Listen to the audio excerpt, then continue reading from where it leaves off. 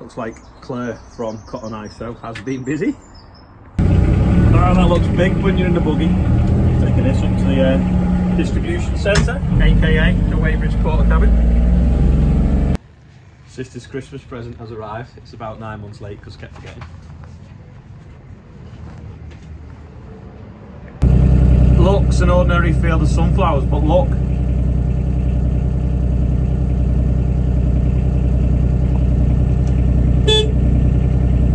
Look, sods. The pigeons are just standing on the top of them and eating them. Hey! And the deaf. Charlotte's mum's birthday, so I thought I'd be able to get some of the late blooming sunflowers, but I think they're past it, so sorry, Julia. It's the thought that counts. This was a field I sprayed off on Saturday, I think it was, and they had, oh no, Sunday, and we were going to drill it with barley. Anyway, because there was such a flush of grass weeds, we've decided, we straw raked it yesterday, so it nearly looks like it's been dissed. It's got this micro-tilth on the top now, just a little bit there, see? Bit of moisture there. Rob's going to come and roll it in a minute, roll it, and then we're going to leave it another 2 weeks, get another chit of weed seeds, and then we're going to direct drill it, because it's still only middle of September, not even the middle of September. We're well on top of the job, so I think we'll just try and get that second flush, because we might even get another flush of wheat germinating as well, is the plan. But yeah, we've done it on a crossways, as you can see, stripes in it that way. But I just thought I'd come and show you. See, it's just a micro climate on the top that hopefully everything will germinate really quickly. We're at the Hutchinson Soil Open Day, is it? Yeah, cover crop, direct drill open day.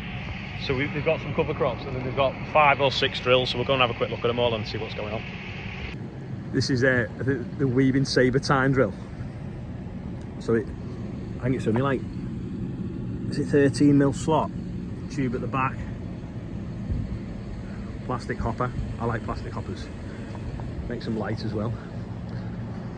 And it's got disc cutter on the front. Oh, it's smart, doesn't it?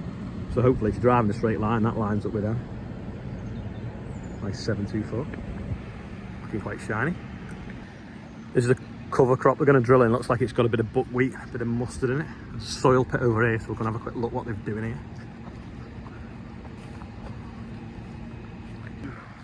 Right, so this is the soil pit, and you've dug down what, 2 foot? Yeah, we've gone down about 2 foot. We've not gone any deeper because we're then into this base sand, and I've augured it out down here, so it goes. It's just sand. Wow, it's just completely sand now. Oh yeah. So yeah, that's just what it is down in the sub. So that is our subsoil, sub sand. Is that where it was ploughed last year? That's that. So yeah, what we're demonstrating here. So we're on the headland. We're just on the outskirts of the headland. So it's where you'd expect to find most problems in the field. It's where you do all the turning. So that's pretty typical of a plough-based system, though. You're ploughing down your residue to a fairly narrow band in the soil. You're also, when you're ploughing, you've got to remember that you're ploughing down with that residue, this lovely fine tilthy soil that's been created over 12 months through weathering, which is really soft and compactable. So you're ploughing that down in combination with your residue just there, so this area can get really quite compact quite quickly. What are the test tubes for? Sorry? What are the little test tubes? Well, the test tubes are measuring pH. Oh right, sorry, So yeah. One of the reasons I've done that pH actually relates to this layer here. So I've done a surface pH, which is around about 6. And then down here in this subsoil here, I'm at 8, 7.5 to 8. So we don't have an acidity problem deep in the soil. It's getting close to being, well, we are at 6. We're getting acidic on the top. We don't want to be lower than that. And this area here is a little bit lower than the top, so we're probably just edging into a 5, high 5 there. Partly because this is starting to get a little bit anaerobic. You can see here with this line of roots, the roots really do not want to go past that layer and down into this bit. Yeah. Reaching that bit, it's a little bit acid, it's anaerobic, and they're going, I really don't want to grow through this. So this soil is actually quite moist as well. And we've dug a hole out in the field, which we can go and have a look at in just a second when we finish this. That's very much drier. Yeah. because when you can see in that hole out there, we've got roots all the way down through the mass and the bulk of soil. So that's all been the potato crop previous to this, and now the cover crop is managing that moisture out of the soil. So if we got a lot of rain now, this soil would actually go quite wet. Yep. Out there, it would be really quite nice. Where the cover crop's grown better. Yeah. So then you've obviously got the different species here. That's sunflowers, because I can tell by the roots. Yeah, we've got the different species that we've got out here in the cover crop. We've got 3 different cover crops mixes out here. But what we've also got in the first tray is the God-given volunteer. I know, yeah, just... So what other plants have we got growing in amongst the cover crop? Yeah. So we've got shepherd's purse, we've got mayweed, we've got volunteer potatoes, groundsel, nettle, annual nettle, and we've got some cranesbill, all growing in there as part of the mix. And you can either, I've pulled those out so we can look at, you know, are they a weed or are they a plant in the wrong place? Well, actually they're part of the cover crop that we're currently growing, and their root systems are having good impact in the soil, so don't knock them. Then we've got mustard and volunteer. We've got volunteer oilseed rape in here as well. Mustard, it's white mustard, so you can see straight away the difference in the root types you've got growing. Linseed, buckwheat, again 2 completely different root types. Yeah, again, the linseed does an half deep root, doesn't it? Linseed is sort of quite, there's a real underestimate as to what linseed does for you in your soil, because it's a really nice, deep penetrating, fine. It's cheap as a cover crop as well, isn't it? And it's cheap to use, yeah. Yeah. Then we've got crimson clover, Bersin clover, very similar root types, and vetch, again very similar root types. They haven't started nodulating yet and fixing nitrogen, but you know they're out there as well, and you can see they're much smaller. They're slower to establish than these.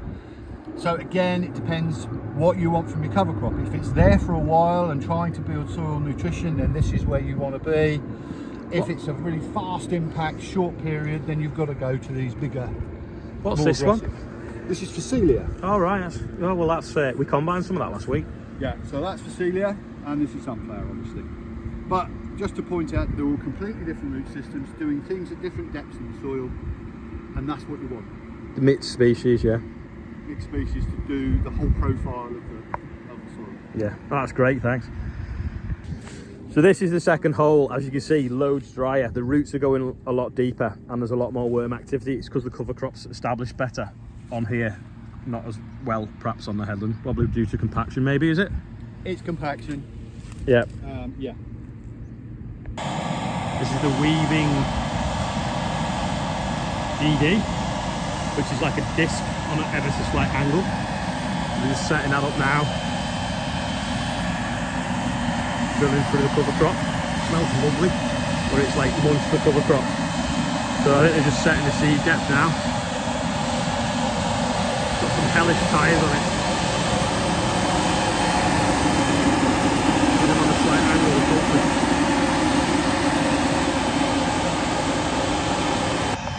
Weaving are made in Britain as well, which is good. This is the Sky drill. It's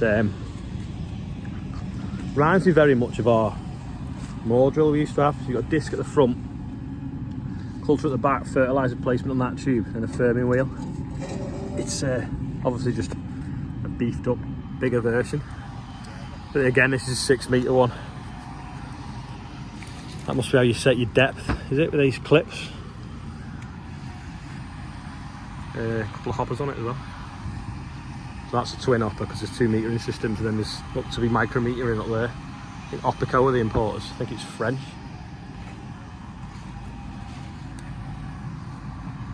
Are they made in France? Yeah, French Sulky. Yeah. So the Claydon, 3 metre Claydon's here, that's just gone through there. Don't really need to show you the Claydon too much because you've obviously seen our Claydon working. It's got it here on a class tractor. Looks quite smart. Oh, it's got the front disc on it actually, whereas ours has the front leg, and it's a twin time. So we have that kit for ours, but we don't use it. Probably because we only have a 3 metre kit in our now, it's a 6 metre drill, but it's like what they call a wet weather kit, and we don't really need it, to be fair. So this is the Missouri. This is a time drill. Sort of front leg and 12 coulter at the back, you see there where they've been setting it up. So that's just going through the cover crop, and then now it's going through. I think it's just buckwheat at the top.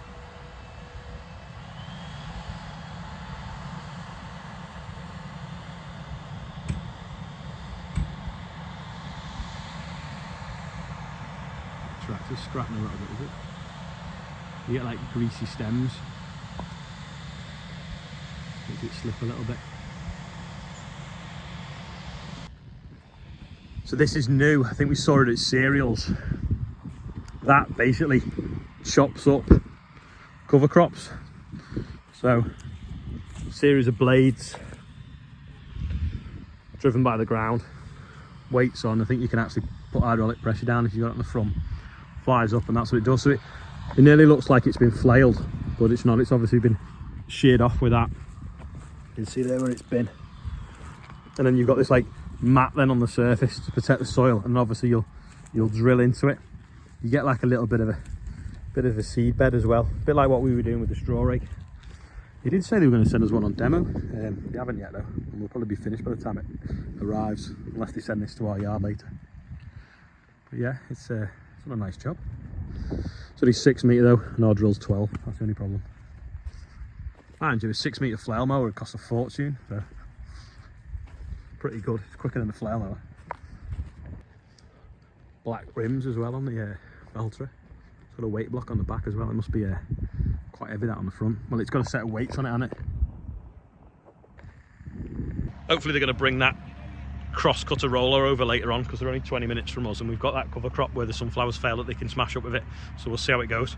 But I've got an NFU meeting now, so I'm going to have to shoot off. It's typical. NFU meeting is 11 till 1:30. This was 10 till 2, so I couldn't make it afterwards. So I've just had a quick flying visit of it anyway. So a quick look at this Caverland drill here.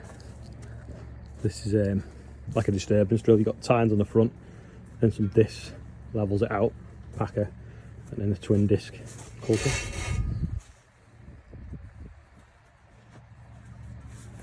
Just got back from the NFU meeting. I'm now going to fill my sprayer up, and then I'm going to go and look, because they've brought the Horsch choppy thing on demo, so we're going to have a look at that. Anyway, quite a productive NFU meeting, talking about what we need to be doing to represent the members better, because I feel like we're letting them down. We're not punching hard enough against government and policies. Massive concern with energy prices.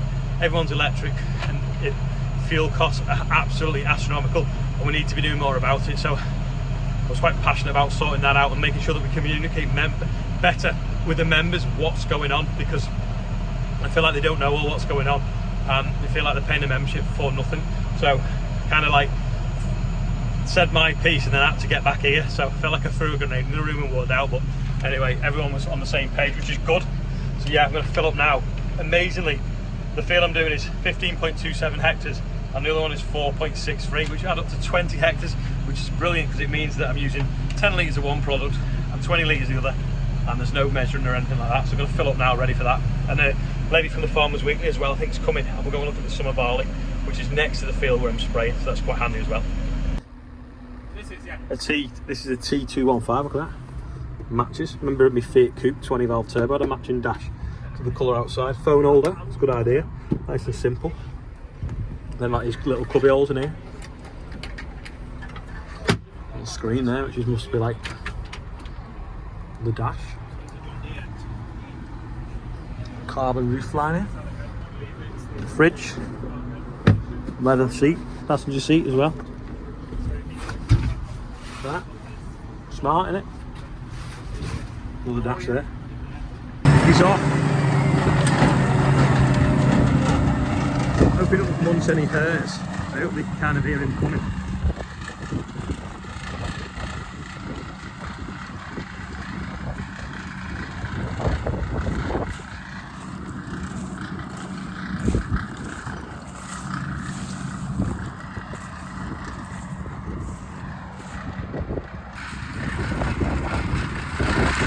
My kind of machine, because it's fast.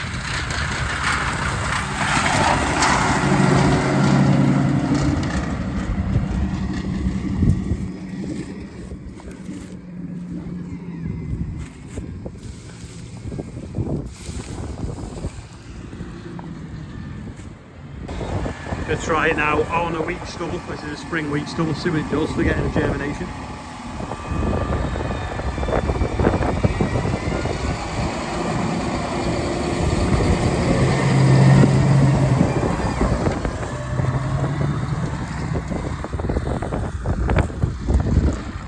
doesn't really do a lot of stubble, does it?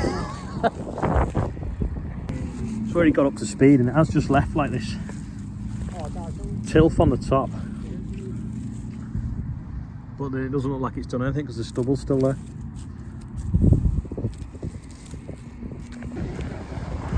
Just doing the last bit of the field now.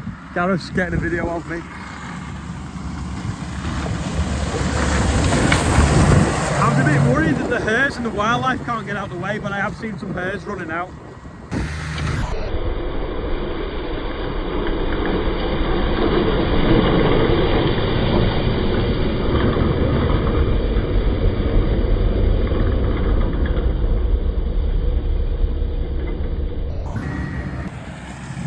Well, I think we've done about 7 acres in about 25 minutes, so it's pretty quick.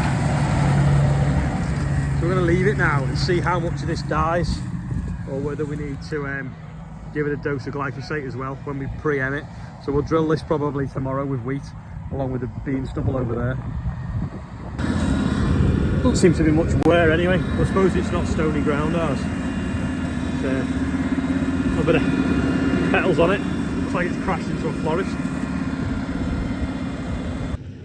Just looking at the summer barley now, it is ripening. The whiskers are starting to go brown. Doesn't look as brown on the camera as it does in the flesh.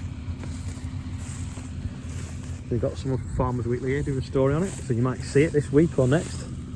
But yeah, it's going crispy and brown.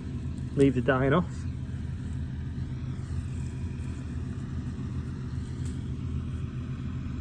So yeah, coming on quite nice, I think. I think it might be October though before we can cut it. I could spray it off with glyphosate, but I've got the wide wheels on the sprayer and I'll do that much damage. I don't think I should. Right, we're in the field of summer barley with Emma from the Farmers Weekly. We've just been doing some filming. She's going to put it out on your thing on what day? You don't know yet? No, don't know yet. But I will share the link when we have done it. Anyway, I've just shown her the fertiliser factory over there, because look. It is still shut. Absolutely nothing happening there. Well, there looks to be a light on. Or is it a reflection of the sun? Don't know. And you've been at a crops trials day today as well, haven't you? That I was at this morning, but I missed you. It's been really interesting actually. We're in Cheshire looking at cover crops being drilled and speaking to a potato farmer over there. And obviously with the potato price at the moment, he's struggling with the cost of everything, saying that it's about £140 a tonne, the price, but the cost of growing is £160. So they're really looking for a price increase in the potato world. So yeah, really interesting day. And now I've headed up to come visit Ollie Harrison and his crop of summer barley. So yeah, good day and a nice trip up north. There we go. So Emma from the Farmers Weekly has been looking at summer barley. Is now going to read out the birthday bumper. Hello, happy birthday to Aaron Hammelman, Alistair Coltard, Craig Smith, Henry King and Julia Ruddy. Most important one, Charlotte's mum. And look now, £10,440. Amazing, thank you Emma. That's alright, happy birthday to you all. That's about it for today. Sorry it's a late one today. Don't forget, if you made it this far, please click like, and I will see you all tomorrow.